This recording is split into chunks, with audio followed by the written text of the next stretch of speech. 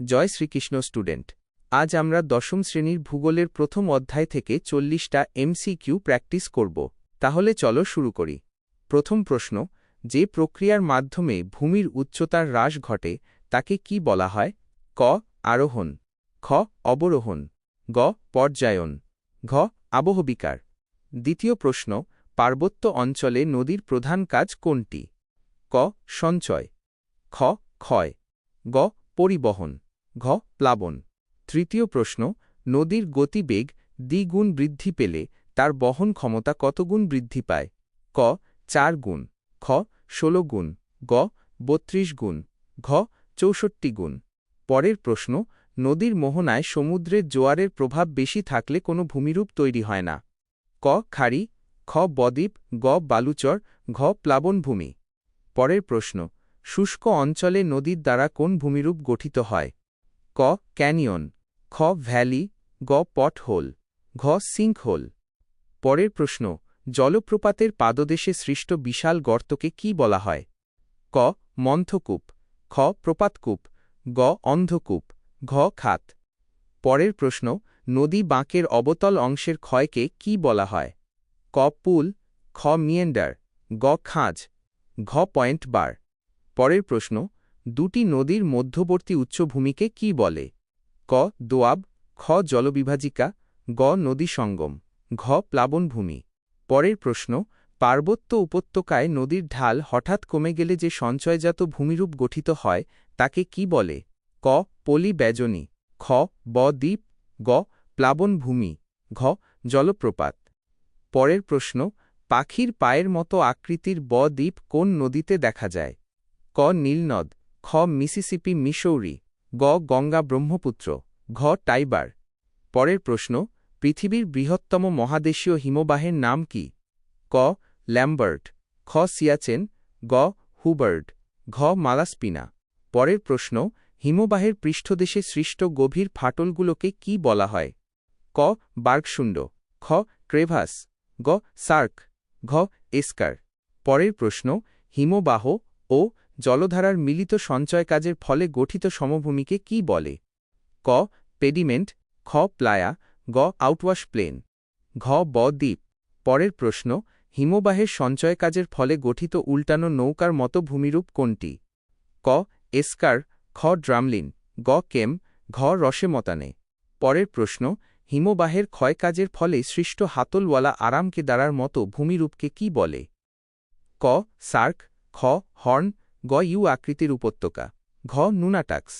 পরের প্রশ্ন, পর্বতের গায়ে যে কাল্পনিক রেখার ওপর সারা বছর বরফ জমে থাকে তাকে কি বলে? ক. হিমরেখা, খ. হিমশৈল, গ. বরফ চাদর, ঘ. সমষ্ণরেখা। পরের প্রশ্ন, সমুদ্র উপকূলের আংশিক নিমজ্জিত হিমবাহ উপত্যকাকে কি বলা হয়? ক. ফিয়ার্ড, খ. সার্ক, গ. অ্যাস্চুরি, ঘ. উপহ্রদ। পরের প্রশ্ন, দুটি সার্কের মধ্যবর্তী তীক্ষ্ণ শৈলশিরাকে কি বলা হয়? ক. হর্ন, খ. অ্যারেট, গ. বার্গশুন্ড, ঘ. ক্রেভাস। পরের প্রশ্ন, সমুদ্র ভাসমান বিশাল বরফের স্তূপকে কি বলা হয়? ক. হিমশৈল, খ. প্যাক আইস, গ. বরফ চাদর, ঘ. হিমরেখা। পরের প্রশ্ন, পর্বতগাত্র ও হিমবাহের মধ্যবর্তী সংকীর্ণ ফাটলকে কি বলে? ক. ক্রেভাস, খ. বার্গশুন্ড, গ. অ্যারেট, ঘ. ফিয়ার্ড। পরের প্রশ্ন, মরুভূমিতে বায়ুর ক্ষয়কাজের ফলে গঠিত ব্যাঙের ছাতার মতো ভূমিরূপকে কি বলে? ক. জিউগেন, খ. ইয়ারদাং, গ. গৌর, ঘ. ইনসেলবার্জ। পরের প্রশ্ন, বায়ুর গতিপথে আড়াআড়িভাবে গঠিত বালিয়াড়িকে কি বলা হয়? ক. সিফ বালিয়াড়ি, খ. বারখান, গ. লোয়েস, ঘ. ধ্রিয়ান। পরের প্রশ্ন, বায়ুর গতিপথের সমান্তরালে গঠিত বালিয়াড়িকে কি বলা হয়? ক. সিফ বালিয়াড়ি, খ. বারখান, গ. নুবিয়ান, ঘ. হামাদা। পরের প্রশ্ন, মরু অঞ্চলে বায়ু ও জলধারার মিলিত কার্যের ফলে গঠিত পলি সমভূমিকে কি বলে? ক. বাজাদা, খ. ইনসেলবার্জ, গ. প্লায়া, ঘ. লোয়েস। পরের প্রশ্ন, বালুকাময় মরুভূমিকে সাহারায় কি বলা হয়? ক. রেগ, খ. আর্গ, গ. হামাদা, ঘ. ওয়াদি। পরের প্রশ্ন, মরুভূমিতে বায়ুর দ্বারা বাহিত সূক্ষ্ম ধূলিকণা বহু দূরে সঞ্চিত হলে তাকে কি বলে? ক. বালিয়াড়ি, খ. লোয়েস, গ. রেগ, ঘ আর্গ। পরের প্রশ্ন, বায়ুর অপসারণ প্রক্রিয়ায় সৃষ্ট থর মরুভূমির গর্তগুলোকে কি বলা হয়? ক ধান্দ, খ কাতারা, গ প্লায়া, ঘ ওয়াদি। পরের প্রশ্ন, মরু অঞ্চলে বায়ুর অবঘর্ষ ক্ষয়ের ফলে সৃষ্ট টেবিলের মতো ভূমিরূপ কোনটি? ক জিউগেন, খ ইয়ারদাং, গ গৌর, ঘ ইনসেলবার্জ। পরের প্রশ্ন, মরুভূমিতে অবস্থিত শুষ্ক নদীখাতকে কি বলা হয়? ক ওয়াদি, খ ক্যানিয়ন, গ বাজাদা, ঘ গিরিখাত। পরের প্রশ্ন, পাথুরে মরুভূমিকে সাহারায় কি বলা হয়? ক আর্গ, খ রেগ, গ হামাদা, ঘ কুম। পরের প্রশ্ন, সুন্দরবনের কোন দ্বীপটি বিশ্ব উষ্ণায়নের প্রভাবে সম্পূর্ণ নিমজ্জিত হয়েছে? ক সাগর দ্বীপ, খ ঘোড়ামারা, গ লোহাচড়া, ঘ মৌসুনী। পরের প্রশ্ন, নদীর প্রবাহ মাপার একককে কি বলা হয়? ক কিউসেক, খ নট, গ বার, ঘ ডেসিবেল। পরের প্রশ্ন, পলল ব্যজনী কোথায় গঠিত হয়? ক উচ্চ গতিতে, খ বদ্বীপ অঞ্চলে, গ পর্বতের পাদদেশে, ঘ মোহনায়। পরের প্রশ্ন, ডিমের ঝুড়ির মতো ভূমিরূপ কাকে বলা হয়? ক ড্রামলিন, খ অ্যাশকার, গ কেম, ঘ মোরেন। পরের প্রশ্ন, পৃথিবীর বৃহত্তম নদী দ্বীপ কোনটি? ক মাজুলি, খ ইলহাদ মারাজো, গ সাগর দ্বীপ, ঘ লোহাচড়া। পরের প্রশ্ন, মরুভূমির লবণাক্ত হ্রদকে কি বলে?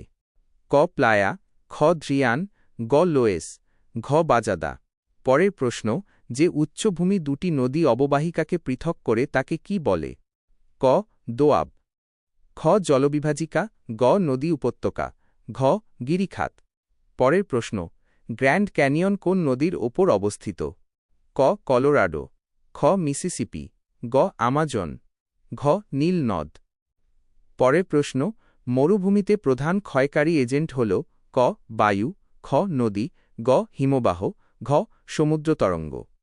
আজকের শেষ প্রশ্ন, হিমবাহ ও জলধারার মিলিত সঞ্চয় কাজের ফলে গঠিত দীর্ঘ আঁকাবাঁকা শৈলশিরা কোনটি? ক এসকার, খ ড্রামলিন, গ কেম, ঘ মোরেন।